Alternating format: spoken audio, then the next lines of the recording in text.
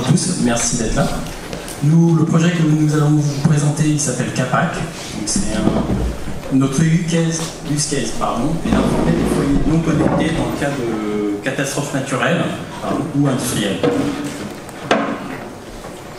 On connaît ces images, et on sait les conséquences que ça apporte. Aujourd'hui, dans le cadre d'une catastrophe naturelle, typiquement un cyclone, les réseaux de téléphonie tombent, les réseaux télécoms également, et l'électricité également. Le plus simple, c'est de vous faire une démo en live. Donc, nous avons mis en place un système complet. Je passe la parole à Anissa, qui est préfet de Paris pour l'occasion. Bonjour. Alors Raphaël, nous sommes en alerte rouge confinement dans le département de Seine-et-Marne suite à une explosion du site Céveso au Seine-et-Marne. On va se connecter alors.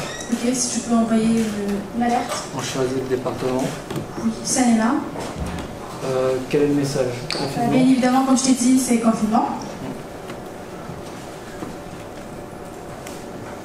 Faut pas oublier de lancer en alerte rouge. C'est pas ça, qu'est-ce qui se passe? C'est quoi ce son? Ah, ce son, en fait, c'est le nouveau système que j'ai récupéré et qui nous indique, normalement, parce qu'on n'a pas eu le temps de faire la démo, on a la malchance que, en fait, je sais pas si on va être en pause. Normalement, il y a une voix qui nous dit qu'il y a un message. Donc là, il y a une sonnerie qui est différente. Donc j'appuie sur le bouton. Et la sonnerie, on vous fera écouter les messages après, ça peut marcher forcément. Et la sonnerie m'a dit qu'il faut que j'allume ma radio.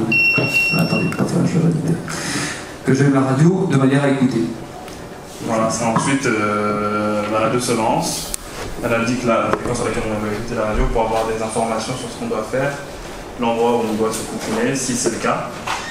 Et voilà, donc la scène qui aurait dû bien se dérouler, c'était pour vous dire que ça aurait pu vous arriver à n'importe quelle personne d'entre vous ici, à votre famille, vos parents, vos enfants, n'importe qui. Et que malheureusement aujourd'hui on n'a pas de système tel que celui qu'on vient de vous présenter. Alors, nous, ce qu'on vous propose, c'est un écosystème complet. Donc vous avez compris, on propose un web service aux autorités pour qu'ils puissent déclarer l'information à transmettre au travers d'un web service hébergé sur un cloud, par exemple. Derrière, on peut utiliser des réseaux de diffusion différents, FM, LoRa, 3G, Wi-Fi. Dans le cas présent, nous allons utiliser le réseau FM. On va vous expliquer pourquoi. Derrière, la troisième partie de notre écosystème, c'est un smart capteur. Pourquoi un smart capteur? On a regardé, aujourd'hui, il y a une loi qui oblige les citoyens à installer un capteur de fumée.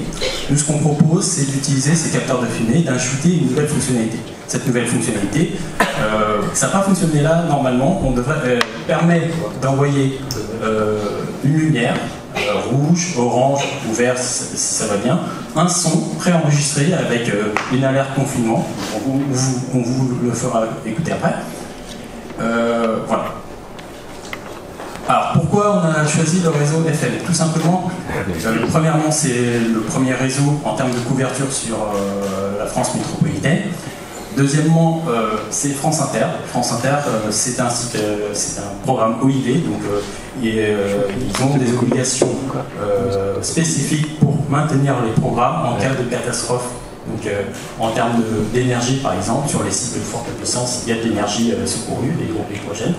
Il y a un niveau important aussi au niveau de l'accès et également un niveau important sur le transport du signal à transmettre. Après, pourquoi la FM, encore là, c'est des récepteurs. Aujourd'hui, il y a un fort niveau de pénétration avec les récepteurs FM. Alors pourquoi c'est innovant? Ça répond à une problématique d'urgence, c'est facile d'utilisation pour les autorités d'un côté et les utilisateurs de l'autre. C'est une solution fiable et à bas coût. La technologie FM, tout le monde la connaît aujourd'hui, on la maîtrise assez facilement. Elle est multiplateforme, donc ça c'est intéressant. Aujourd'hui, on l'utilise sur la FM, mais demain on peut très bien rajouter la fonctionnalité de voie de retour au travers de LoRa par exemple, ou de Sigfox, ou même de la 3G ou du Wi-Fi, ce qui permettrait d'avoir un acquittement, comme l'ont dit mes petits collègues, sur l'état de la population. C'est une stratégie win-win, parce que tout le monde est gagnant dans l'histoire. Les industriels aujourd'hui, ils déploient, ils vendent des capteurs de fumée depuis 2010, donc la population s'est déjà bien initiée. Là, ils pourraient proposer un nouveau service, clairement. Et pour les pouvoirs publics, c'est un moyen de communication. Les citoyens, ils sauvent leur vie, ils ont des informations quand ils en ont besoin. Merci pour votre attention. N'oubliez pas, la communication passe par CAPAC. Pour faire la demande, mais c'est un problème avec le Raspberry qui n'a pas repris la bonne garçon en fait. Vas-y. Parce que ça a marché, je suis témoin. Ça suffit. Ils m'ont payé cher, non mais. Pas payé cher, je suis pas sûr que ça va. Ah oui, voilà, oui, Donc, ce qui ne démontre pas, ce qui est un peu dommage, et qu'on ne voit pas bien, c'est qu'il y a vraiment de la partie alerte à la préfecture et la partie réception de l'alerte dans un local. Allez, vas-y. Une question au passage, pendant qu'il met sur ton point. C'est quoi la restitution alerte? Tu vas voir. Comment ça se passe? J'en ai un dans mon appartement qui est plein. Vous allez voir, c'est un machin caché dans un coin. Non, c'est un détecteur de fumée qui va donner. J'avais compris ça. Qui va donner de l'information visuelle avec des LED qui flashent, par exemple des couleurs différentes, et également du son, donc préenregistré, pour donner les premiers éléments de réponse sur l'alerte. C'est bon? On est prêt. Par contre, vous n'aurez pas l'écran, sinon ça buzz. C'est pas grave, pas grave. Donc là, tu déclenches l'alerte à la préfecture, Anissa, c'est ça? C'est ça, Anissa est en train de se rendre sur l'interface. Du coup, je vais juste reprendre ce qu'il a fait Raphaël tout à l'heure. Et je clique sur le bouton rouge pour spécifier que l'alerte est de haut niveau. Et là, on aura le déclenchement. Ça, c'est le détecteur de fumée qui sonne. C'est ça. Ceci est un message d'urgence. Veuillez appuyer sur le bouton. Normalement, c'est un peu plus fort. Alors, laissons. Ceci est un message d'urgence. Veuillez appuyer sur le bouton. Donc on appuie sur le bouton.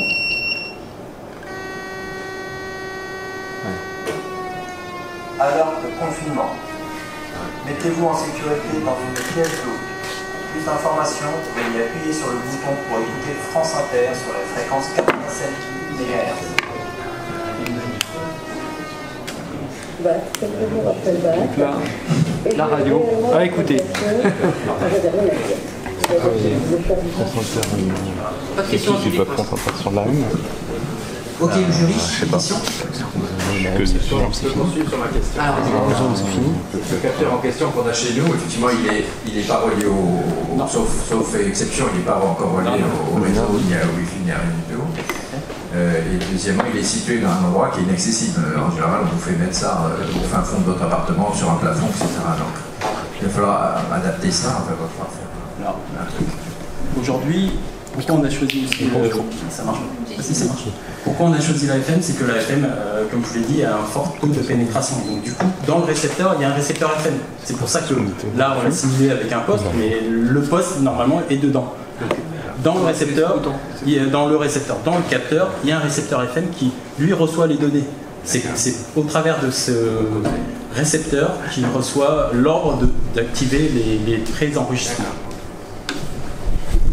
Le bouton qu'on appuie, donc c'est... Le bouton, c'est un bouton d'acquittement pour dire j'ai été réveillé, tiens, qu'est-ce qui se passe? Hop, j'appuie et je vois l'alerte, le niveau d'alerte et les recommandations, les premières recommandations qui me sont données.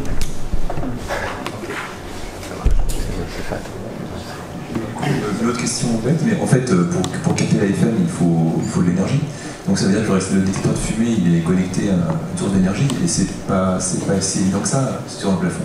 Alors aujourd'hui, effectivement, nous on n'a pas été très loin sur ce niveau-là, et ce qu'on pensait c'est faire un équipement qui soit connecté sur le réseau, mais qui dispose d'une batterie.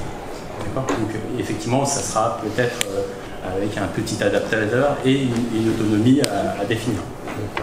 En sachant bien sûr que la plupart sont équipés d'une pile de 9 volts et maintenant on arrive sur la même taille d'une pile de 9 volts, avoir des capacités assez grandes. Après on peut avoir des systèmes qui peuvent temporiser l'écoute aussi. C'est à développer, l'idée est celle. Une autre question?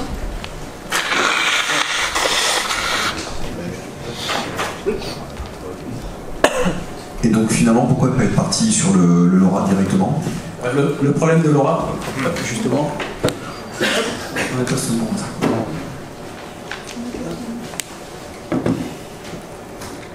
C'est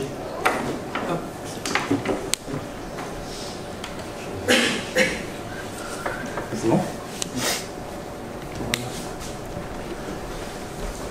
Alors, dans le temps imparti, on a fait une petite étude, je ne sais pas si on voit bien. On a listé les différents réseaux.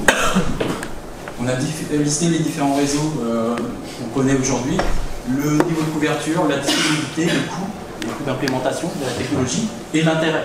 Donc clairement, la FM, par rapport aux autres technologies, se positionne très bien. Si on prend LoRa par exemple, niveau de couverture, la problématique de LoRa, c'est déjà que vous êtes lié à un opérateur. Donc, vous allez être sur LoRa, mais chez Bouygues. Si vous changez d'opérateur, qu'est-ce qui se passe?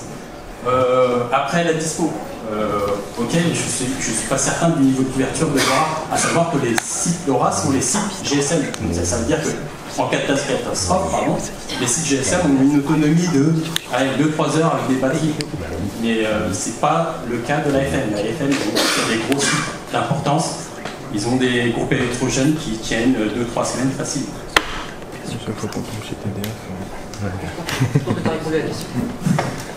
Demain soir, c'était inaccessible. Il m'a conduit prendre le télésiège, je m'en avais pas. On peut les applaudir?